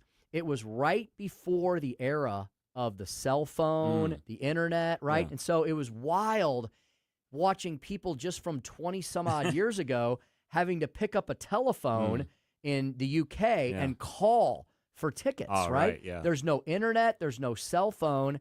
It was the modern age, but we forget how much technology has dramatically progressed in the last couple decades. So it was really cool. And anyway, Chris, to your point, that was a 3-day concert at some castle in the UK. It was a kick-ass. I'm a big Oasis fan. It was a pretty cool concert, and these people it was like a Woodstock. It was like UK's Woodstock, but it was in like the late 90s, mid to late 90s. And cell phones have made concerts cheesy in a sense that, remember when people used to hold their lighters up? Now people use their cell phones with like lighters on them. I know. Put your cell phone down. Yeah. Hey, we've got all that coming up and more, but without further ado, let's get right to today's Speaker Stump Speech. Listen to me, listen to me. I'm very consistent. I'm a very stable genius. It's time for the Speaker's Stump Speech, sponsored by Hanson's Tree Service at hansonstree.com. 65,000 expected. Nay, nay, nay. We are much stronger. 115,000. 115. And last month, upward revision from 178 to 185. These are good numbers. The always excited Rick Santelli trumpeting the Trump boom that the media doesn't tell you about. I'm happy that he's on CNBC because at least folks who kind of watch the traditional networks will see him every once in a while. And he was talking about how great the jobs numbers were today. So underneath the veil that the media tries to pull over your eyes every day is of how horrible Trump is. So therefore, because they think Trump's horrible, that everything around Trump is horrible, which means the age that we're living in right now is horrible and everything's horrible. Look, gas prices, way too high. Totally will admit that. Nobody from the left ever would admit that during the Biden eras, right? They pretty much ignored the fact that gas was a lot higher than now. And, Joe Biden didn't declare war on anybody except, I guess, the U.S. economy. Donald Trump is trying to fix a nearly 50-year-old problem in the Middle East, and when he does that, gas prices will dramatically go back down. And you've seen them level off, and they have not continued to spike. But that's the one big problem we're dealing with right now. Inflation in general, though, putting aside gas, inflation in general is down. It's not exactly to where we want it to be, but it sure isn't anywhere near the 9 and 10% that we were knocking on the door of during the Biden years. And once again, Joe Biden didn't declare war on anybody other than, the American people and the economy. So that's good news as well. We got those jobs numbers out today, very strong. Many are saying the GDP numbers are going to be very high. We've seen more manufacturing in the country than we have in many decades, so on and so forth. And when you look at this issue of affordability, which was completely concocted and created by Democrats, right? They made the affordability problem, and then they named it, and then they want to blame it on somebody other than themselves, even though they were the ones who blamed it. I got two pieces for you for today's Speaker Stump Speech. First of all, our friends at Committee to Unleash Prosperity, they put out a newsletter every day. It's called The Hotline. You can get it for free. Anybody can get it. Go to Committee to Unleash Prosperity. And their number one story yesterday was the biggest wealth transfer in U.S. history, kind of proving the point of today's Speaker Stump Speech. And they also say It's also a constant theme of theirs at Unleash Prosperity. Blue state residents continue to move out of red states. Yeah, talk about where the affordability problem really, you know where the affordability problem really is? It's in the blue states, because that's where the Democrats are as, quote, leaders of those states. So blue states continue to bleed residents. Red states continue to pick them up. The money and businesses that are leaving blue states are heading to red states. The numbers, the committee says, are bigger and bigger every year. And you know where they get these numbers from? They don't make them up. This is not editorial opinion. They get them from the left's beloved IRS. This is IRS data from 2012 through 2023. 11 years. Over 11 years, you can really see some trends definitely develop and establish themselves. Get this. $2 trillion in cumulative income has migrated out of high-tax blue states and gone to low-tax or no-tax red states. Missouri is considering a proposal right now that you're all going to get to vote on as to whether or not we want to continue to go to a lower tax and no income tax state. We can join this migration. This, folks, is the largest wealth transfer that has been seen ever in American history. And get this, that wealth transfer of $2 trillion from blue states to red states, it's larger than the entire GDP of most nations around the globe. The analysis shows that nearly every single blue state, they define that by, basically the trifecta running the blue state, the governor, House, and Senate in their legislature. Nearly every blue state has lost income due to moving vans, and nearly every red state has been a winner. One of the biggest winner is Florida. The biggest loser is New York, the weakest link in our 50-state system. As blue states continue to lose taxpayers, what's their strategy? Are they learning anything from the past 11 years as this data continues to churn and come out every single year with things like the U-Haul Index and Alex Rich States, Poor States, and there's a ton of other think tanks that do a ton of other similar analysis. As many as 10 blue states are actually, they're contemplating raising their income taxes or creating brand new things that they're calling wealth taxes, like they are in California and New York. It reminds the folks at the Committee to Unleash Prosperity of the comedy routine of the Three Stooges on a rickety boat that is taking on water. So what do? They drill a hole in the bottom to get the water out. Finally, on a piece that I found as well, titled "The Party That Made Life More Expensive Wants Credit for Noticing," they point out as well some of the things that are happening in many of these blue versus red states. U.S. News and World Report, that's no bastion of conservatism. They tend to be a little center-right. But they list the 10 least affordable states. So as the Democrats yell and scream about affordability, guess where affordability is least found in the country? That's right, blue states. California, New Jersey, Hawaii, Massachusetts, Washington State, and New York. 9 of the top 10 worst offenders, all blue states. Florida boasts the number 1 economy, ranks second in education, levies no state income tax, and continues to attract new residents in large numbers. All 10 of the most affordable states are Republican-led. So isn't it interesting? And maybe the Democrats need to look in the mirror when they continue to yell and scream about affordability, because wherever they're allowed to run the 50 laboratories of democracy in the country, they are losing, and they are the least affordable. And where Republicans are leading and running red states, they're winning because they're the most affordable in the land. And that is the subject of today's Speaker Stump Speech. Red states continue to rock. Blue states continue to blow it. Yeah, the Democrats are so focused on their class warfare rhetoric that they don't understand human nature, especially wealthy people. Wealthy people became wealthy because they're very scrupulous with their money, and they're very careful with it, and they accumulate it very slowly and make it grow. And they just believe that, well, they have all this excess income. They won't mind paying a little extra in taxes.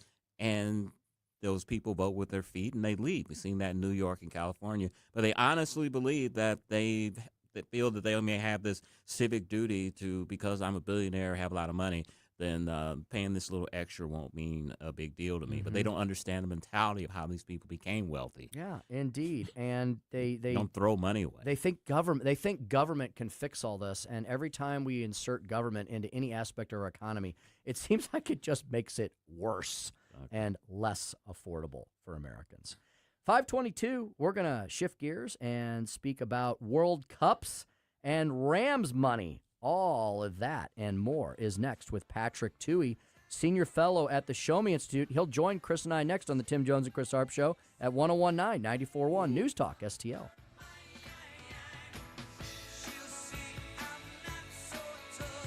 Like us on Facebook at News Talk STL.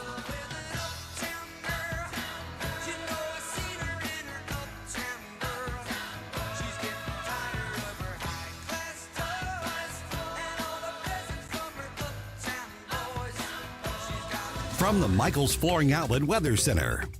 Hit and miss showers will turn into a few thunderstorms by late this afternoon, and some of those storms west of St. Louis could be strong with some small hail or gusty winds.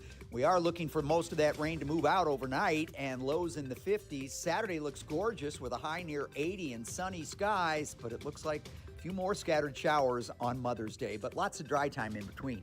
In the First Alert Weather Center, I'm KMOV meteorologist Kent Earhart. The news and talk. I'm optimistic that during the summer we will see gas with a 3 in front of it sooner rather than later. That matters to St. Louis. The energy prices, while painful, are not going to be around forever. This is 101.9 and 94.1 News Talk STL. Who is your one-stop roofing shop? That would be Correll Roofing Company. CORRELL, RRELL, CORRELL. CorrellRoofingCo.com is where you find them. CorrellRoofingCo.com. They service the entire greater St. Louis metropolitan region as well as the entire region in and around St. Charles County as well. So huge regional scope here with Correll Roofing Company. There have been a multitude of storms, and I hope none of you have had any sort of damage. But if you have, or if you're uncertain if you have, how about get Correll Roofing Company out to your property? This company is locally owned. It's independently owned. It's family owned. We know the family very well. The Corrells are wonderful people. Curtis Correll has 20-plus years of experience in the business, and he's got a lot of great folks that help him run the shop. They're hard workers. They know exactly what they're looking for when they're getting up on your roof, and they're going to take care of you from the very beginning of the process to the end. The last thing you should do is put some trust in some fly-by-night roofing operation that says, oh, just give us a deposit and we'll get this taken care of lickety-split. No, I would not trust that at all. Use a hometown company, a locally owned company, an independently owned company like Correll Roofing Company. They're hard workers. They're very diligent. They're going to work with your insurance company, and they're going to get the job done right. Would you even know what you're looking at if you got up on your roof, which I do not advise? Correll Roofing Company does. If you want to check out Correll Roofing Company, see all the services they have, the service areas, the contact information, all their great reviews and more, all you got to do is go to CorrellRoofingCo.com. That's CorrellRoofingCo.com. Correll Roofing Company, your one-stop roofing shop. Hey, Jamie Allman here for my favorite go-to store for seafood, gourmet goodness, and tons of wine. It's Stars, 1135 South Big Bend. A huge selection of seafood flown in from the coast. Lemon sole, halibut, Maryland lump crab, Gulf shrimp, and you gotta try the trout dip. Plus, imported and domestic hand-cut cheeses, lots of hand-picked wines at great prices, hard-to-find gourmet foods, and fresh roasted coffee using only the best quality beans. Stars, 1135 South Big Bend, just off of Highway 40. Yo, this is Vic. Vic for Vets is proudly honoring our veterans. Every Wednesday at 11:05, you'll hear about that day's honoree and their incredible service to our country. Hi, it's Ken. You want to nominate a veteran? Send their name, service information, and story to me, Ken, at newstalkstl.com. Brought to you by Heroes Care, Alamo Military Collectibles, Gemini Wealth Group, Michael's Funeral Home, and Freddie's Market. Together, let's celebrate the heroes in our community, Vic for Vets, where honor meets gratitude. Hey, it's Vic. If you have a tree that you think is dead, you can get Roots Plus to remove it for you. Or if you think the tree is savable, or if Roots Plus thinks it's savable, they can save your tree, and you keep your cash. Call them and find out what that's all about at 314-440-3662. The crews are great. They get things done. They removed the tree for me, and they did expert work, and I definitely will put my name on their company. So save the tree with Roots Plus LLC. RootsPlusLLC.com. This is 101.9 and 94.1. Female millennial Trump supporter. I listen to it like every day. Like, seriously, you get it. News Talk STL.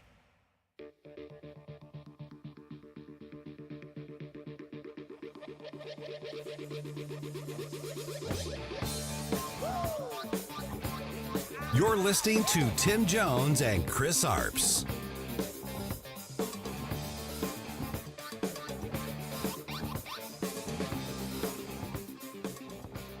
A whole new plan for $250 million in Rams settlement money. The Rams dollars, while it is a large amount of money, is finite and can't possibly address all of the city's needs. The mayor's plan also earmarks $30 million for the city's aging water system, another $30 million for improving other public infrastructure like streets and sidewalks, and $55 million would go towards revitalizing downtown by investing in the city's riverfront, improving streetscapes, and acquiring and preparing long vacant buildings like the Railway Exchange Building.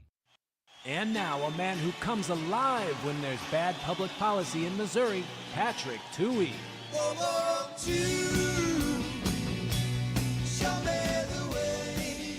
As he does on Fridays, Patrick Tuohey, Senior Fellow at the Show Me Institute, joins us once again. ShowMeInstitute.org. ShowMeInstitute.org. Patrick, good afternoon. Welcome back to Tim Jones and Chris Arps Show here at News Talk STL. I was listening to this segment, and I want to hear Chris talk more about what the 70s were like. You were there, weren't you? I mean, maybe. I've been out seeing Boston concerts. Yeah, we're going to talk about concerts in our next segment. Patrick, you have to keep listening. So, Patrick, we're still talking Rams settlement money. I had to look up when the settlement occurred, and it was back in November of 2021. Wow. We're nearing the 5-year anniversary of this. This money is still sitting around. I hope it's been gaining interest at least at some point. Patrick, you heard the clip there from the current mayor of the city of St. Louis. What do you think about those ideas? Good, bad, ugly? We should be doing something differently, or what say you? Well, I'll tell you, I was cautiously optimistic when I heard what they wanted to spend the money on. You know, it's infrastructure, it's basic stuff. It's not taking on future debt like salaries and whatnot. And so I spoke to my colleague David Stokes, who lives there in St. Louis, and he agreed with me. He said, yeah, these are the things that you should be spending a one-time windfall on, one-time projects. And, of course, cleaning up after the tornado is vitally important for people who live there. So this is good. I'm not accustomed to saying that something that St. Louis or Kansas City wants to do is good, but this sounds really promising. Patrick, when I heard that clip, especially the last priorities that were mentioned there, I actually got kind of sad. It's like the mayor wants to tear down old buildings and do these beautification projects while people in North St. Louis ravaged by this tornado still can't inhabit their homes. I mean, she had her State of the City address a couple of weeks ago, and people were basically rioting at that address because they felt that they have been forgotten concerning their plight with those homes. I mean, that's, you know, the water infrastructure and all that. Yeah, okay, I can see that. But beautification projects when people don't have homes, I don't know if I'm for that. Well, you know, I don't disagree. And this reminds me of, you know, I was watching the mayoral debate in Los Angeles and the campaign videos. I'm sure you guys have talked about it. I mean, people there are really frustrated because so many homes were destroyed and they're unable to rebuild. So I totally get that. And absolutely, a lot of what the city should be doing doesn't require spending money. It often just requires getting out of the way, cutting red tape, and making sure people can rebuild and rebuild quickly. I do take your point about beautification because that does sound maybe, excessive or not important. But, you know, I've talked to you guys before about a lot of the needs in St. Louis. So about public safety is to make people feel safe. And a lot of times that involves, you know, cutting the grass, removing graffiti, making sure the streetlights work, you know, fixing sidewalks, just making a place look like people give a damn about it can go a long way in improving public safety. And so, I hope that is what they have in mind when they talk about beautification, because, I do love the city of St. Louis. And frankly, part of the neighborhoods, the fact that these homes are still standing is a testament to how well they're built, because they would have crumbled in any other community. So I totally understand your point. The city needs to make sure that people who have been affected have what they need to build, and that the city doesn't get in the way. That's important. But I'm not so quick to dismiss beautification efforts if it really does, deal with some of the blight downtown. Patrick, let's talk about your backyard on the Kansas City side of the state. We're seeing some troubling reports out of something that should be an amazing event over the period of many weeks. The World Cup, right, Patrick? This is like the Olympics. It's one sport, but it's epic in its scope and its scale.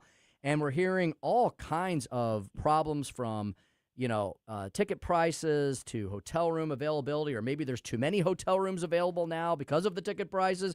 So tell us, is the World Cup going to be a boom or a bust in the Kansas City region? I mean, look, it's going to be a good thing for the Kansas City region. Now, that doesn't necessarily mean it will be profitable, but it's going to be a good time if the city can get, public safety and infrastructure stuff taken care of. We'd like to have that stuff taken care of even when we aren't having a big event. If they have to do it for the tourists, at least it's getting done. Part of the problem, I think, is that these economic development projections put out by convention and visitor bureaus around the country were just so inflated that they created an absolutely unrealistic expectation. And this happens every time when cities host the Olympics.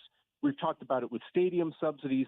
They just shoot for the moon, and these aren't disinterested parties. They turn to trade associations to gin up these huge numbers of visitors and economic impact, because those visitor bureaus then go to state legislatures and city councils and ask for money. We need money. We're going to have 650,000 people visit the city, so we need a lot of money.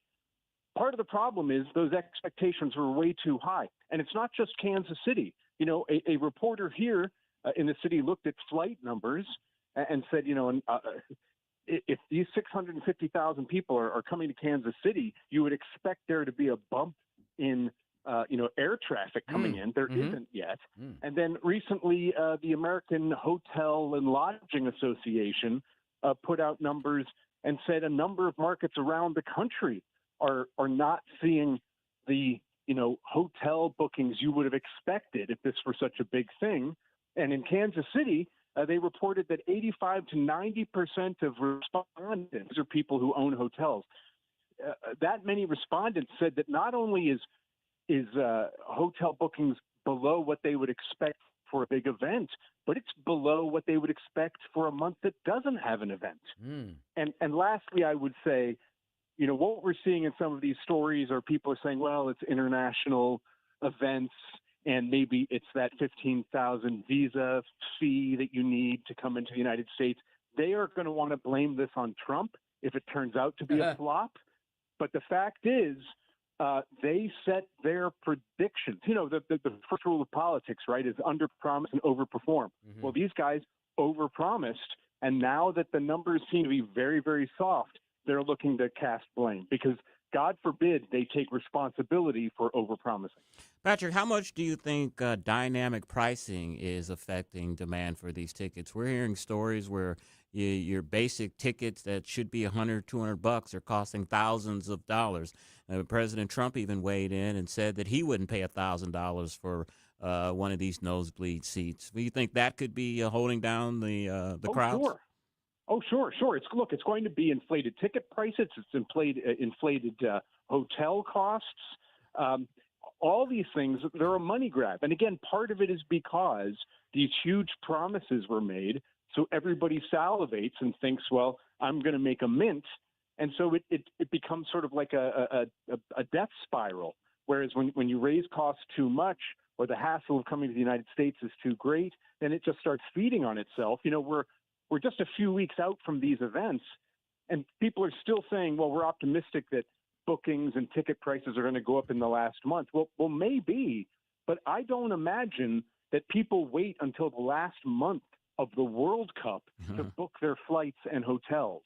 So, yeah, there are going to be lots of reasons why, if this doesn't, generate the revenue that cities were told, there are going to be lots of reasons why. But I think part of it is because our way of estimating these things is just so off, so flawed.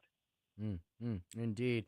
Speaking with Patrick Tuohey, he's a senior fellow at the Show Me Institute, showmeinstitute.org, at Patrick Tuohey on Twitter X. Patrick, I don't know if you saw this or not, but after the budget was approved yesterday, of course, these stories always come out after the budget's approved, on the state level, that some folks found a line item that could possibly be utilized for the Kansas City Royals' new stadium that they've been talking about. Here we go again, Patrick. More taxpayer funding of sports stadiums for billionaire owners and multimillionaire players. Yeah. I went and kind of looked at the SB3, the Show Me Sports Investment Act that they passed in that special session, and I figured the state's only going to be able to give between $234 million to $274 million to the Royals to build a downtown park. That is not enough. So it's entirely possible that they're trying to sneak extra money for the Royals into the state budget. But maybe the bigger picture is that the legislature does this so often and is so opaque with its funding that maybe people can't be blamed for being a little paranoid about what the state's going to do with this money, especially when, they don't want anyone to vote on this. I live in Kansas City. We're being asked to part with a great deal of tax money for this team, and we're being told that we can't vote on it. And in fact, we're being told that the owner of the Chiefs moving to Kansas and John Sherman, who owns the Royals, were adamant that there not be a public vote. So I can't speak to the specifics of that and where that money will go, but I do understand that people are very cautious. They feel like they've been burned in the past. And so, they may be paranoid, but it's a justified paranoia, perhaps. Patrick, any thoughts on the spat between the St. Louis City government and the St. Louis Police Board and the wrangling between them on who should pay for the extra money for police? I get it. I don't know. Look, these things have to be paid for. We need more police officers. And I get that localities may feel like we don't control the police, so maybe the state should pay for it. But ultimately, it's the taxpayers, the people of St. Louis, who demand more and better policing. The problem with St. Louis, and we've talked about this almost every time I've been on with you guys, is that the population has dropped so much that they may not be able to provide all the basic services that people demand. And so, I get it. But if you can't provide public safety, there really isn't anything else that makes up for it, right? If people don't feel safe, there's no point in having a city. There's no point in having a government. Mm-hmm. Indeed. That's Patrick Tuohey, senior fellow at the Show Me Institute. ShowMeInstitute.org. Patrick Tuohey on Twitter X. Patrick, thanks for everything. We did. It was more like a sports show today with you than public policy. It's interesting how those two are betwixt and between each other often, isn't it? Oh, there are a lot of wealthy, sports talk radio guys out there who will attest to exactly that. Yeah. Yeah, for sure. Hey, you have a great weekend. Thanks so much. Thanks, Patrick. Thanks, gentlemen. Take care. Well, there we go. Yeah, we had we covered the Royals. We did the Rams. We're still talking about the Rams and the money. And the money. You believe that's 5 years ago? Had they spent anything on the money? I don't know. Or used it?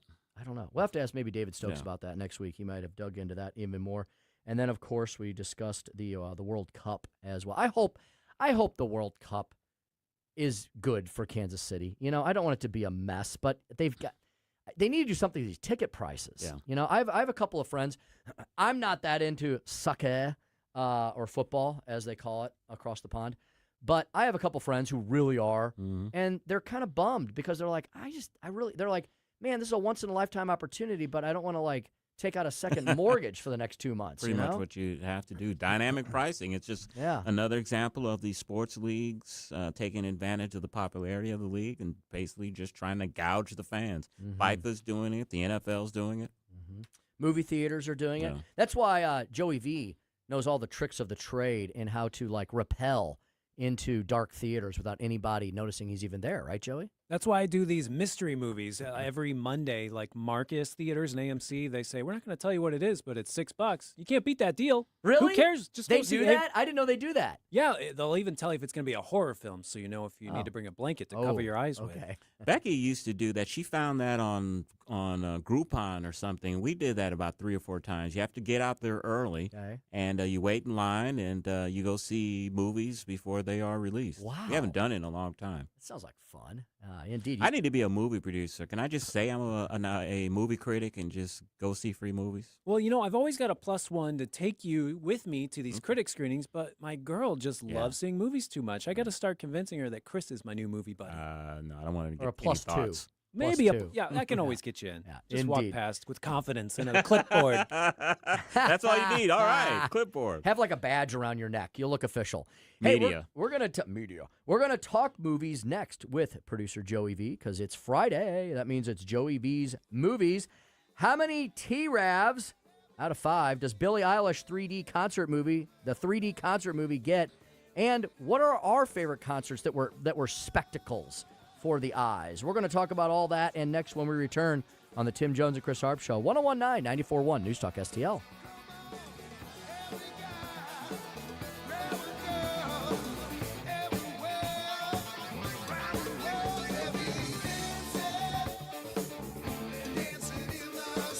Watch us on our live stream using Rumble, Facebook, and Twitter.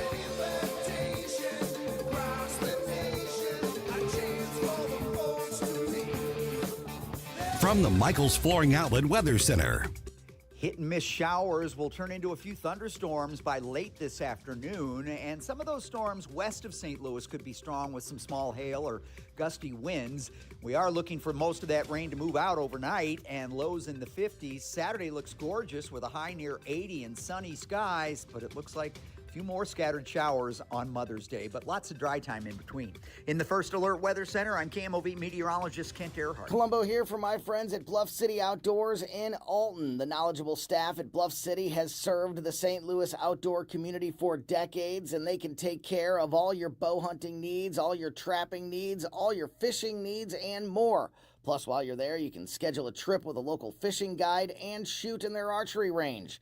Bluff City Outdoors is open 7 days a week, 1 mile east of Fast Eddie's at 2813 East Broadway in Alton. Follow them on Facebook and at bluffcityoutdoors.com. Grab your shotgun and mark your calendar. The 11th annual Jeff Hansen Memorial Foundation Sporting Clay event is Saturday, May 16th at Black Hawk Valley Hunting Preserve in Old Monroe, Missouri. Enjoy 56 clays, breakfast, and lunch, all included for just $195 per person. Or enter a team of 4 with a golf cart for $750. There'll be door prizes, gun raffles, and trophies for top teams and top shooters. Reserve your spot by May 8th at jeffhansenmemorialfoundation.org.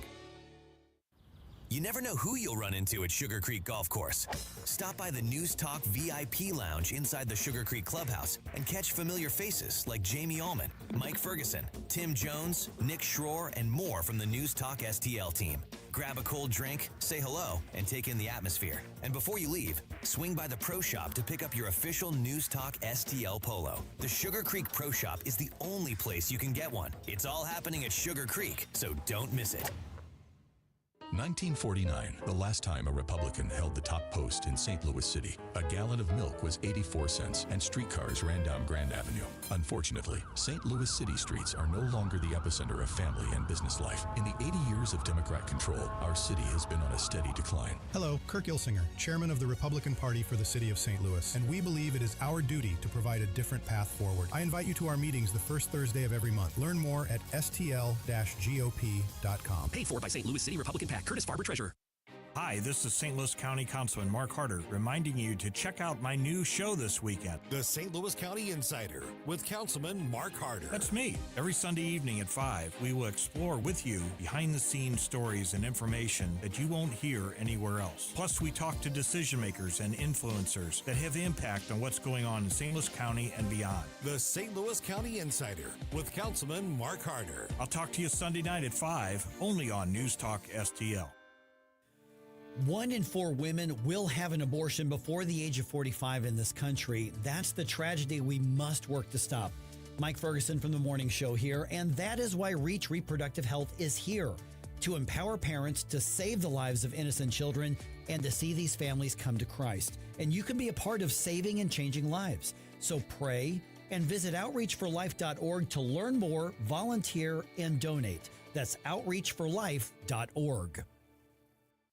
Hey, it's Vic Porcelli. We're sitting here with our great friend, Chris Cooper. Hi, Chris. What's going on, Vic? How are you? I hear you wrote another book. This one's an e-book. Is that right? The Business Owner's Playbook for Financial Clarity. So it is a great book for entrepreneurs. It's a very short guide. Give people, business owners, the ability to understand key questions that are important, such as succession planning, legacy planning, getting the IRS out of our pockets, right? Because do you like paying taxes? I do not. I don't think anybody likes paying taxes, right? That just makes sense. And then always talking about protection. And then the other thing from a business owner perspective, what is the biggest asset a business owner has? Probably their business itself, right? We need to make sure we understand what the value of that business is as well. So this new book, I'm sure, is incredibly expensive, right? How much? No, it's a free resource. Oh, it's free. We provide guidance, we provide education because we want to make sure people feel educated and understanding because sometimes you don't know what questions to ask, and we need to make sure we help arm people with information to ask the right question. Reach out to Chris and Stacy today at serenitywealthnow.com. Investment advice offered through Fortis Capital Advisors, LLC.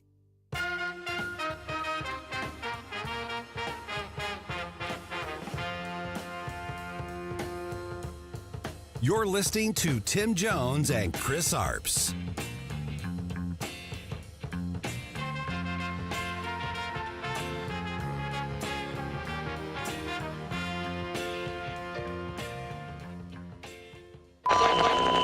It's your show. It's your creative vision. This is going to blow people's minds. The day of a show is for me, it just feels like any day at all. I just feel like I'm like going to hang out with my friends. It's gonna be loud. Duh. You see the scrapes on my hands? Is that from them? That is from the fans. You love that. I love that. 5:48 on the Tim Jones and Chris Arps show, and that is the trailer for the Billie Eilish 3D concert movie. How many toasted rafts out of 5 will Joey V give it?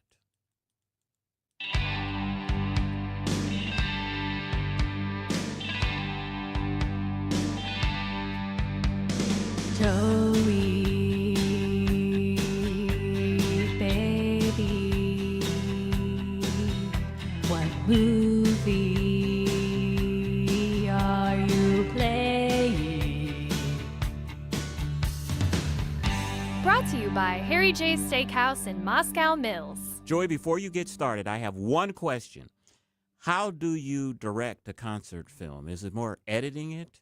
I think you need a tripod. That's all. Okay. All right. Do your thing. And a GoPro. Yeah. How do you direct a concert film? Yeah, you put a GoPro on them and they just run around. That's all. Oh, okay. Well, you know, easy. Pretty simple. You got a whole stadium full of 30,000 people with their phones out. They're not even watching Right. it. They're watching it through their screen, and then they just submit that footage in, I guess. And then it gets automated by AI to edit together. And you make millions of dollars as the director of it. Exactly. All right. Today we're talking Billie Eilish, Hit Me Hard and Soft, The Tour, left parentheses, live in 3D, right parentheses.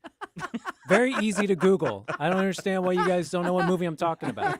Now, the plot, James Cameron, he uses his 3D cameras to capture a few of Billie Eilish's Manchester, England concerts during her 2025 sold-out world tour. And my favorite thing about this Billie Eilish movie is that it gives us a reason to talk about the best concerts we've ever seen.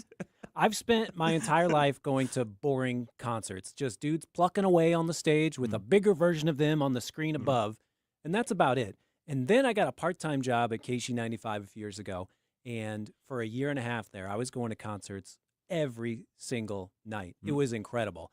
And I'd say the most memorable ones I saw was Gwar, It's this metal band where they just spray the audience with blood and they're all dressed up as monsters. Okay. And then the 1975, they had this elaborate dollhouse-style stage, and they performed almost like a play inside of this dollhouse, and it had a yard and an inside and outside.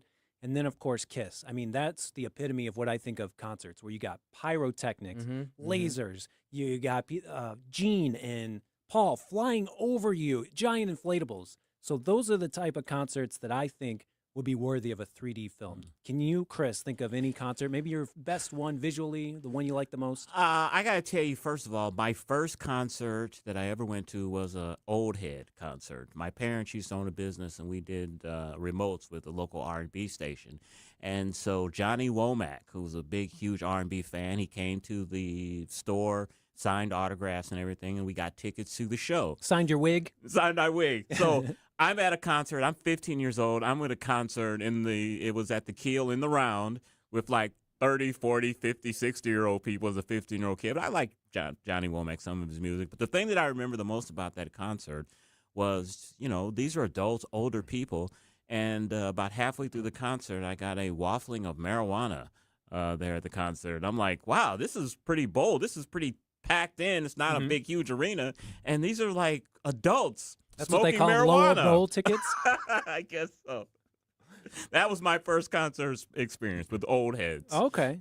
Tim, you have anything that blew your mind when you saw it? Yeah, I've seen U2 a number of times. Oh, yeah, one of the most famous ones ever. They're probably one of my favorite bands of all. Zoo TV? That's the one everyone talks about. I had to look it up because I had to remember what year it was. 1992, Philadelphia, the old Veterans Stadium, which I think they've torn down since then. Yeah. And it was really spectacular. It was the Zoo TV tour. U2 has been putting on performances, not really concerts, right? Ever since they hit it really big. And I saw that concert there in Philly when I was at school at Fordham. We drove down to Philly from New York. And then I saw them a couple years later at the Meadowlands, which was just as massive. Although I would say the Philly one was probably a better show. And then Suzanne and I went up to New York in 15, 16, and saw the whatever the concert was at that time at Madison Square Garden. And the Madison Square Garden show was pretty kick-ass. So I'm a big U2 fan. They put on epic concerts. There's a lot of lights and sirens and a lot of activity going on. And they keep you focused on the band the whole time. I'm sure they'd be great in the Sphere. I think they did a I know. stay over there. there. Yeah, I didn't get to go see the Sphere. I really wanted to, but yeah, they're pretty cool. And live music is incredible. Go see it. Yes. It's always great to see the fingers up close, what they're doing with the instruments. They're actually playing them. Seeing a movie theater concert pre-recorded, it's always a weird thought. I've never done it my entire life. I've never stayed and watched a concert in a theater. I do like it starting on time and being able to sit. I mean, that's always my worst part of going to concerts, having to stand. Your feet are killing you by the end. And I don't know a lot about Billie Eilish. I love that Bad Guy song that was in the trailer, but her songs that she's won the Oscars for, they're pretty boring. The Barbie one, very boring. The James Bond one, very boring. And it turns out most of her concert is kind of boring. It's acoustic type stuff. It's just simple piano stuff. I have no idea why James Cameron chose to film this one. It's an interesting pick. It was like, we're going to pay you so much money, you can't refuse. It sounds like it was an easy one to film because her stage is just a figure eight, and that's it. They light up a little bit, but when she plays the Barbie song, the stage turns pink. And then when she plays a Moody song, it turns red. And her band, it's a live band, but they're sunken in the orchestra pit in the middle of the stage, so you can't even see them. There's no backup dancers. She says she loves rappers. Rappers put on the worst concerts. They're just running back and forth with 10 other guys on stage going, yeah. They got dancers, though, too. And sometimes they don't even have live music. They just have their CD that they're mumbling over. And that was the kind of energy that she was putting off. I think it was because it was easy to film because James Cameron could just put his 3D camera on a tripod on wheels and just circle it around her. And that's about all they did.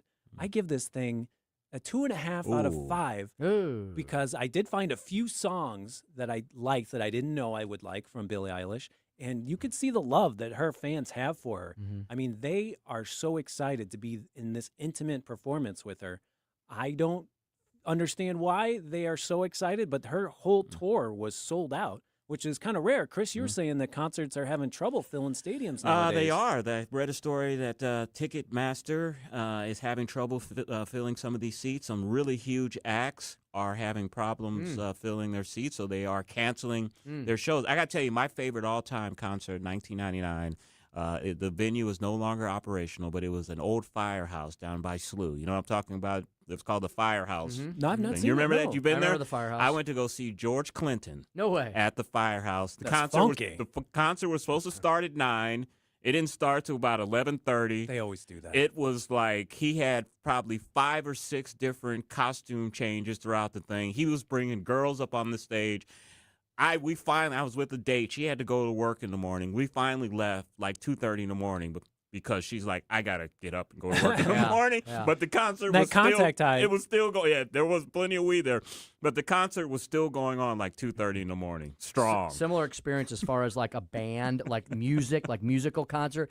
I saw Dave Matthews twice at I've seen Riverport. Dave Matthews, yeah. Those are epic concerts. They feels like they go on for days, Yeah. right? And not a lot of cinematography stuff, but they have like concert bands up on the stage, and it's really amazing.